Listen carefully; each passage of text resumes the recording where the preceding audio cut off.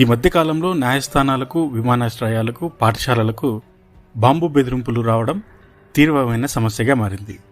ప్రస్తుతం శ్రీ సత్యసాయి జిల్లా కదిరి కోర్టులో బాంబు ఫోన్ కాల్ కలకలం సృష్టించింది.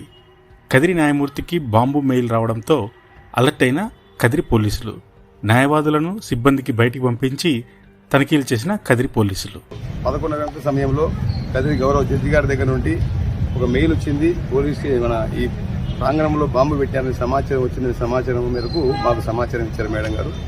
వారు ఇచ్చిన సమాచారం మేరకు మేము, మా సిబ్బంది, అంతేకాకుండా డిఎస్పీ ఆధ్వర్యంలోని ఈ క్లూస్ టీము, హెడ్ క్వార్టర్ సంబంధించిన క్లూస్ టీము అన్ని కూడా పిలిపించడం జరిగింది.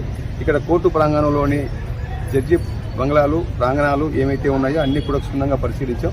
ప్రస్తుతం మేము పరిశీలించిన దాని మేరకు ఇక్కడ ఎటువంటి ఆధారాలు ఏం లేవు. బహుశా ఇది ఫేక్ కల్గా, ఫేక్ మెసేజ్గా మేము భావిస్తున్నాం. ఉన్న విషయం అయితే అది ఫేక్ సమాచారం అని నిర్ధారించిన కదిరి టౌన్ సిఐ నారాయణ రెడ్డి.